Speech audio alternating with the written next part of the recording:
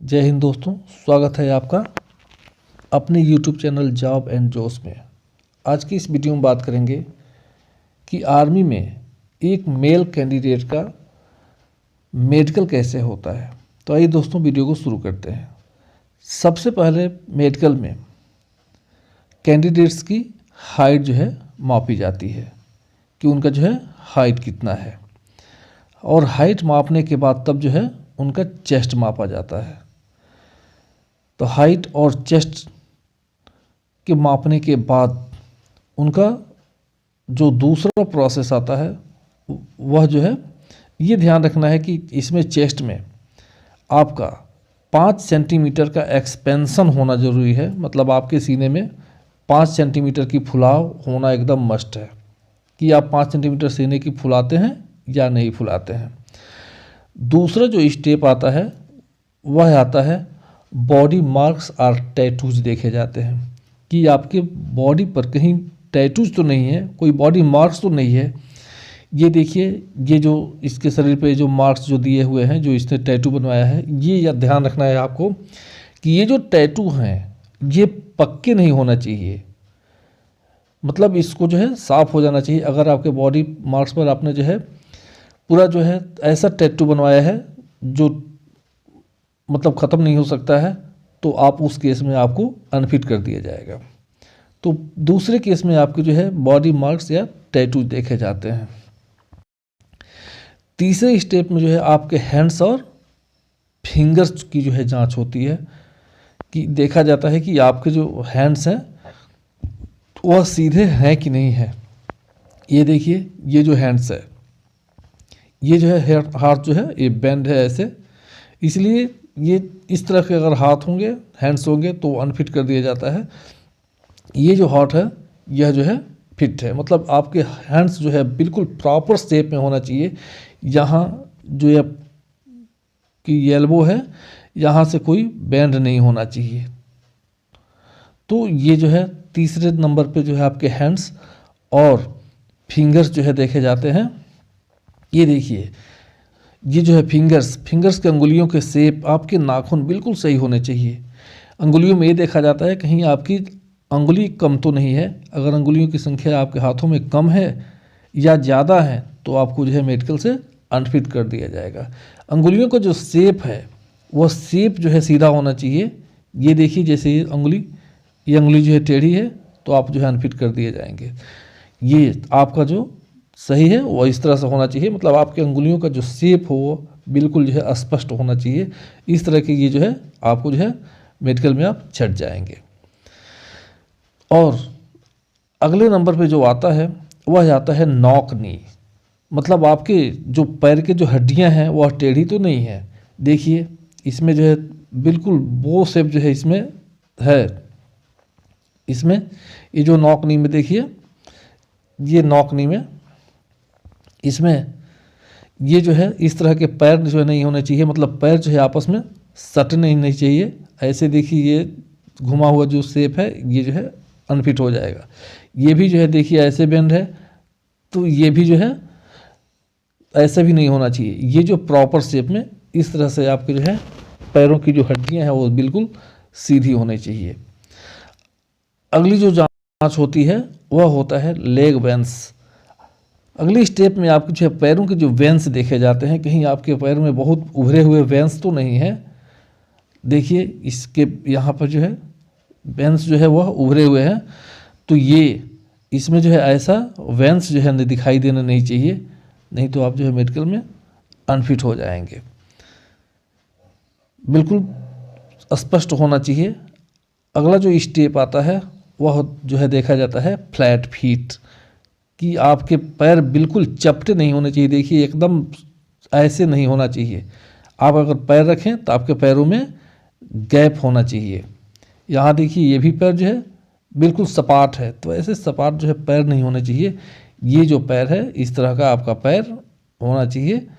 मतलब ये flat feet नहीं होना चाहिए। ये जो है आपका सही है। ऐसे और ऐसे दोनों में से किसी तरह से भी आपके पैर जो है नहीं होने चाहिए। अगर आपके भी पैर जो है फ्लैट फीट है तो इसके लिए जो है आप अपनी जो है डॉक्टर इलाज कराइए, आपका पैर जो है ये जो फ्लैट फीट होता है वो सही हो जाता है। एक तरह के जूते मिलते हैं जैसे ये देख रहे हैं, इस तरह के जूते पहनने से आपको जो पैर होते हैं वो फ्लैट फीट की बीमारी जो होती है वो ख़त्म हो जाती है। अगला जो स्टेप आता है वो फीट के जो है फिंगर्स देखे जाते हैं कि कहीं आपके फिंगर्स देखिए जैसे टेढ़े मेढ़े तो नहीं है।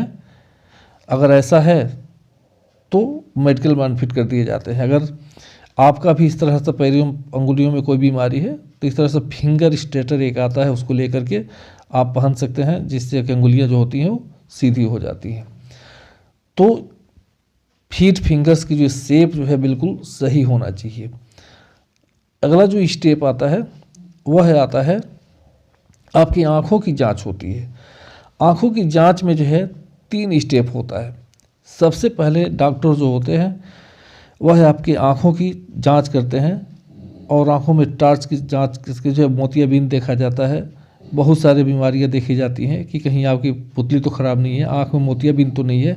और डॉक्टर क्या करता है कि ये पेंसिल को लेकर के आपकी आँखों के सामने जो है ऊपर नीचे बाएं और दाएं वह जो है पेंसिल को घुमाता है। और ये ध्यान रखना है कि जिधर पेंसिल जाता है उधर आपको देखना पड़ता है, लेकिन आपके गर्दन नहीं हिलने चाहिए। केवल आपकी आँख की जो पुतली होती है, जो काले रंग का जो भाग होता है, वह केवल जो है ऊपर नीचे बाएं और दाएं, जिधर मतलब वह पेंसिल लेकर के डॉक्टर जाता है उधर आपको अपने आँखों को घुमाना पड़ता है, लेकिन गर्दन आपके नहीं हिलने चाहिए। केवल आपकी आँख के पुतली को जो है हिलाना पड़ता है।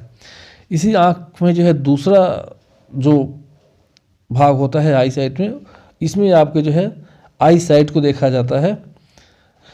इसमें कुछ दूरी पर ये जो है लिखे हुए बॉक्स होते हैं, जिसमें से डॉक्टर आपको पूछता है कि आप बताइए ये कौन सा लेटर है।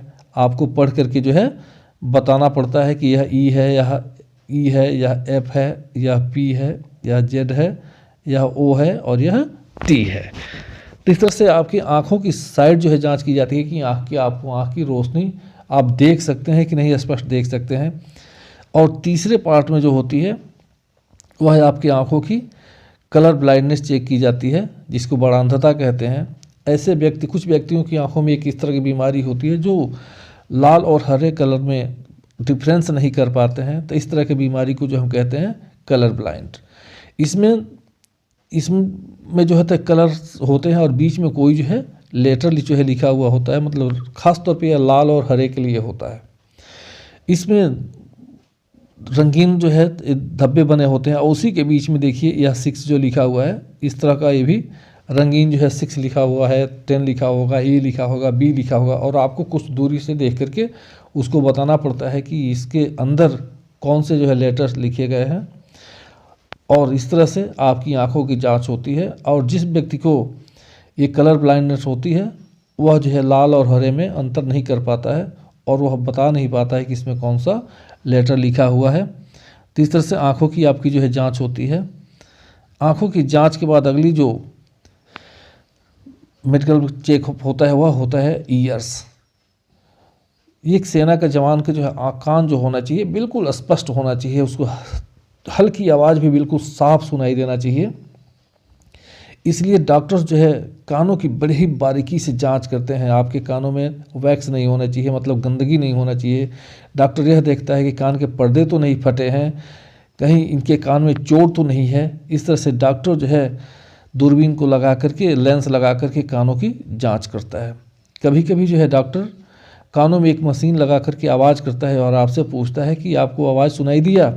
तो अगर आपको आवाज़ सुनाई देता है तो कहिए हाँ, और नहीं सुनाई देता है तो कहिए ना। कभी कभी ऐसा होता है डॉक्टर जो है कानों में मशीन को लगा करके और कोई आवाज़ नहीं करता है और फिर आपसे पूछ लेता है क्या आपको आवाज़ सुनाई दे रहा है। तो इस बात को ध्यान रखिए कि अगर आपको सुनाई दे तभी कहिए, अगर नहीं सुनाई दे तो मत कहिए।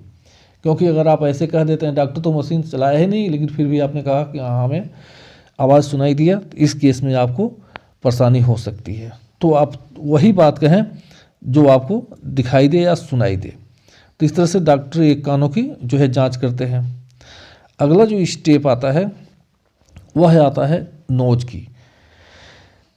अगले नंबर पे जो 10वें नंबर पे आपकी जो है नाक की जांच होती है और इसमें कई चीज़ें देखी जाती हैं, जैसे नजल पॉलिप्स हैं कि नाकों में आपके मस्से तो नहीं है, मतलब नाक में मांस तो नहीं बढ़ गया है। क्योंकि सेना के जवान को बहुत ऊंचाइयों पर भी इनको जो है कैंपों में रहना पड़ता है, वहाँ जहाँ पर कि ऑक्सीजन की कमी होती है। अगर नाकों में मस्से होते हैं तो व्यक्ति को सांस लेने में दिक्कत होने लगती है, इसलिए इनके नाक के जो है मस्से देखे जाते हैं। और उसके बाद बहुत सारे वहाँ डीएनएस होता है, जो नाक की हड्डियाँ, यहाँ पे जो है नाक की जो हड्डी होती है वो नाक की हड्डी बिल्कुल ऐसे सीधी ना होकर के कभी कभी यहाँ नाक की हड्डी जो होती है ऐसे हो जाती है, जिसकी वजह से नाक का जो होल होता है वो ब्लॉक हो जाता है, मतलब या नाक का होल जो होता है वो पतला हो जाता है, जिसकी वजह से नाक से सांस लेने में परेशानी होती है। तो डॉक्टर जो नाकों की जांच करता है तो नाकों में नोज पॉलिप्स, डीएनएस, इस तरह की कोई बीमारी नहीं होना चाहिए। जो नाक नॉर्मल है इस तरह से होना चाहिए। यहाँ मॉडरेट है, लेकिन यहाँ देखो थोड़ा सा बहुत ज़्यादा ये मांस की भाग जो है बढ़ गया है, तो इस केस में और यहाँ तो बिल्कुल ही जो है लग रहा है कि जैसे होल ही बंद हो गया है। तो इस तरह से नाकों की जाँच होती है। नाक भी जो है बिल्कुल स्पष्ट होना चाहिए।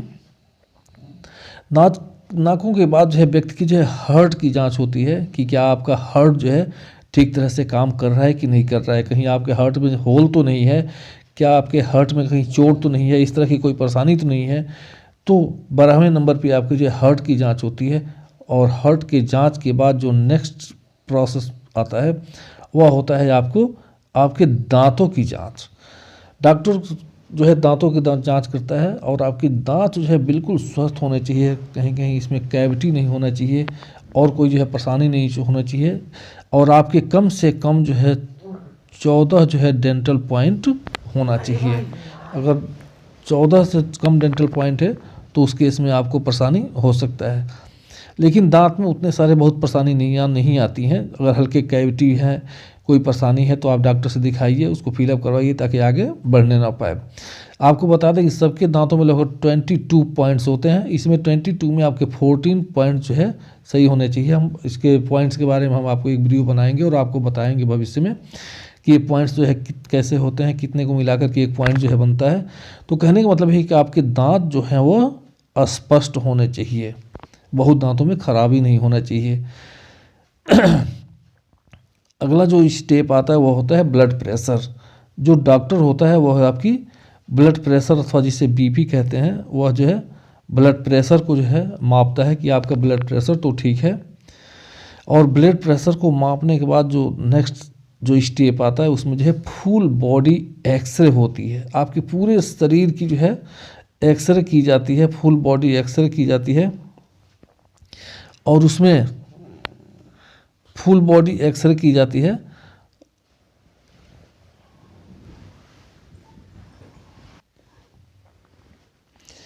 और इस फुल बॉडी एक्सरे जो है होती है, डॉक्टर देखता है पूरी बॉडी की एक्सरे करके कहीं आपकी हड्डियाँ टूटी नहीं है, कहीं आपकी हड्डियाँ टेढ़ी तो नहीं है, कहीं आपको कभी चोट तो नहीं लगा है, क्या कोई ऐसी परेशानी तो नहीं है।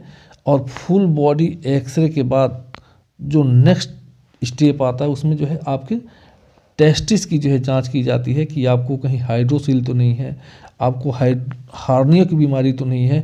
मतलब आपके जो ये टेस्टिस आप दिखाई दे रहा है, इस ये टेस्टिस आपके बिल्कुल जो है स्पष्ट होने चाहिए, दोनों बराबर होना चाहिए और ये दोनों बिल्कुल जो है अच्छे ढंग से इनके शेप में होना चाहिए। कभी कभी बहुत सारे लोगों की जो है हाइड्रोसील की बीमारी हो जाती है, मतलब ये जो भाग होता है, जो मांस होता है वो मांस जो है बढ़ जाता है और इनका जो हाइड्रोसील होता है वो छोटा बड़ा हो जाता है, बहुत ज़्यादा बढ़ जाता है, तो उस केस में उनको परेशानी हो सकता है।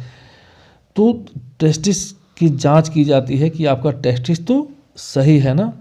उसके बाद जो नेक्स्ट स्टेप आता है उसमें जो है आपकी पेनिस की जो है जांच की जाती है।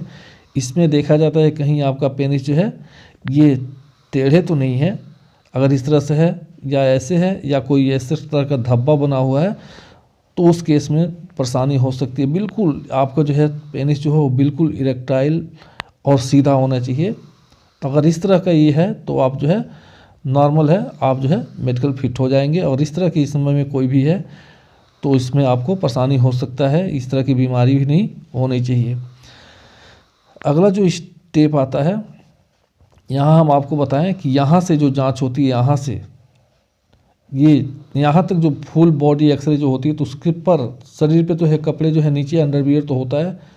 और जब यहाँ से ये वाला जब टेस्टिस की जांच शुरू होती है, पेनिस की जांच होती है और पाइल्स का जब जांच होता है, तो इस केस में डॉक्टर जो है आपको मौका देता है कि 5 मिनट के अंदर आप अपने पूरे कपड़े को निकाल दीजिए और जो कैंडिडेट्स होते हैं जिनका मेडिकल होता है वो सारे कैंडिडेट्स को एक रूम में वैसे बिना कपड़े के, जिसे नंगे कहते हैं, उसे नंगा करके और एक रूम में जो है सबको खड़ा कर दिया जाता है।